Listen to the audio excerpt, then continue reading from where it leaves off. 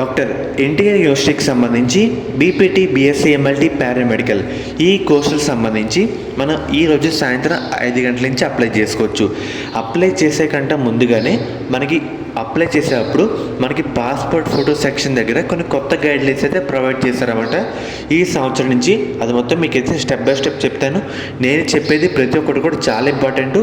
ఏదో ఒకటి మిస్ అయినా మీకు చాలా ఇబ్బంది అయితే అవుతుందన్నమాట. అందుకు చెప్తాను, గైడ్లైన్స్ అయితే చెప్తాను అనమాట. మెయిన్గా ఫస్ట్ పాయింట్ ఏమని చెప్తున్నానంటే, photograph must be a recent passport size colour picture అని చెప్పారు. ఫోటో కూడా latest passport size colour photo అయితే అయి ఉండాలని చెప్పారు. సెకండ్ పాయింట్ విషయానికి వస్తే కనుక, the photograph of the student should be taken in casual dress అని చెప్పారు. ఫోటోలో కూడా సాధారణ దుస్తులతో తీసిందై ఉండాలి, క్యాజువల్ డ్రెస్ అయితే అయి ఉండాలని చెప్పారు. మూడో ఫోటో విషయానికి వస్తే కనుక, ఫోటో కూడా హై క్వాలిటీది అయితే అయి ఉండాలి, in full colour and high quality to avoid visible pixels అని చెప్పారన్నమాట. మంచి క్వాలిటీ ఉండాలి, కలర్ ఫోటో అయితే అయి ఉండాలని చెప్పారు. ఫోర్త్ పాయింట్ ఒకసారి చూస్తే కనుక, ఫోటో కూడా మనకి 6 months లోపే తీసిన పాస్పోర్ట్ ఫోటో అయితే కావాలని చెప్పారు. ఇంకా 1 year 2 years ముందు ఇలా అయితే ఫోటో మనకు అవసరం లేదు, 6 months లోపు దిగిన ఫోటో కన్ఫర్మ్గా కావాలని చెప్పారు.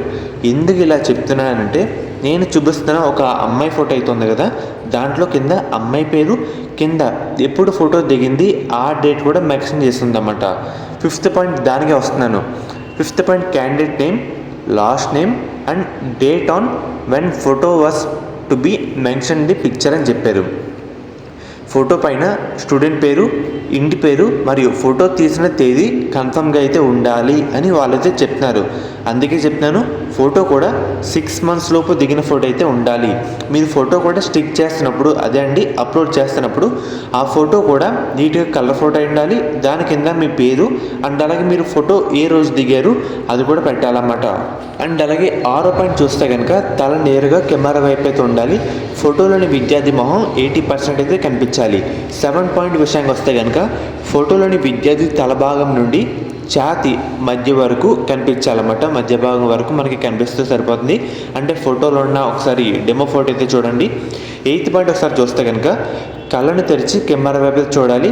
ఇన్ కేస్ మీకు మెడికల్ ఇష్యూస్ ఉంటే తప్ప గ్లాసెస్ అయితే ధరించాలన్నమాట. అదేంటి స్పెట్స్ అయితే ధరించాలి, లేదంటే తీసేయడం బెటర్. అర్థమవుతుంది కదా, ఫోటోకి చాలా హెల్ప్ అయితే కావడం జరుగుతుంది. ఇన్ కేస్ గ్లాసెస్ ఉన్నా తీసేయడం అలా బెటర్ అన్నమాట. 9th పాయింట్ చూస్తే కనుక, సహజమైన ముఖభావం అయితే ఉండాలి, చిన్న స్మైల్ అయితే ఉండాలని చెప్పడం జరిగింది. న్యాచురల్ ఎక్స్ప్రెషన్ స్మైల్ అలౌడ్ అని చెప్పారు. అండ్ అలాగే ముఖ్యంగా మనకి ఏంటంటే, విద్యార్థి స్పష్టంగా కనిపించాలి, బ్యాక్గ్రౌండ్లో సాలిడ్ కలర్ అయితే ఉండాలి. ఉదాహరణగా మీరు ఒకసారి చూస్తున్నారు కదా.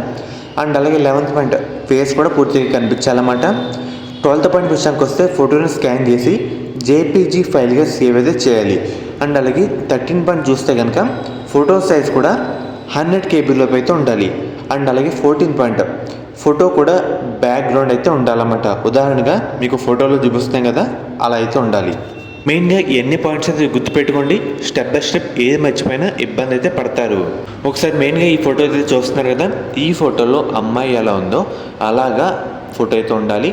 ఆ ఫోటో కింద జానీ ఏదో పేరు అయితే ఉంది కదా, గ్రీష్మ జానీ అని, అలాగా మీ పేరు ఉండి దాని కింద మీరు ఫోటో ఎప్పుడు దిగారు ఇలా కూడా డేట్ అయితే ఉండాలన్నమాట. ఎందుకంటే 6 months లోపు ఉన్న ఫోటోని కన్సిడర్ చేస్తారు కాబట్టి, ఈ విధంగా ఫోటోని జేపీజీ కింద సేవ్ చేసుకొని 100 KB లోపు ఉండేలాగా పీడిఎఫ్ అదే ఫోటో అయితే అప్లోడ్ అయితే చేయాలన్నమాట, జేపీజీ ఫార్మేట్ కింద. శాస్త్ర కాలేజ్ అన్నమాట. ఈ కాలేజ్ అయితే మనకి నెల్లూరులో అయితే ఉంది. వీళ్ళు ప్రొవైడ్ చేసే కోర్సుల విషయానికి వస్తే కనుక, బీఫార్మసీ, ఫార్మాడీ, ఫిజియోథెరపీ, నర్సింగ్. మనకి గవర్నమెంట్ అందించే 38,000 ఫీజు రిమర్స్మెంట్ కాకుండా 20,000 కట్టి మనం ఈ కాలేజీలో జాయిన్ అయితే అవ్వచ్చు. మనకి ముఖ్యంగా మేనేజ్మెంట్ సీట్స్ కూడా అందుబాటులో అయితే ఉన్నాయన్నమాట. మనకి మెయిన్గా 100% ప్లేస్మెంట్స్ అసిస్టెంట్ అయితే ఉందన్నమాట. మీరు డైరెక్ట్గా దీంట్లో ఒకే క్యాంపస్లో వేరు బిల్డింగ్స్లో అయితే ఉన్నాయి. అమ్మాయిలకి సేఫ్టీ పరంగా శాస్త్ర college of pharmaceutical science for women అనే కాలేజ్ అయితే ఉంది. అండ్ అలాగే మనకి కో ఎడ్యుకేషన్ కూడా ఉందన్నమాట. మీకు నచ్చిన దాంట్లో జాయిన్ అయితే అవ్వచ్చు. మీకు ఎటువంటి డౌట్ ఉన్నా డిస్క్రిప్షన్లో ఒక నెంబర్ అయితే ప్రొవైడ్ చేస్తాను.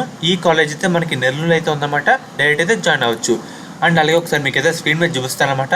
మీకు ఎటువంటి డౌట్ ఉన్నా స్క్రీన్ మీద కనిపిస్తున్న నెంబర్కి ఒకసారి కాంటాక్ట్ అయితే అవ్వండి. వాళ్ళు మిమ్మల్ని గైడ్ చేస్తారు. A to Z ఇన్ఫర్మేషన్ వాళ్ళైతే చెప్తారన్నమాట. Shastra college of pharmaceutical science for women.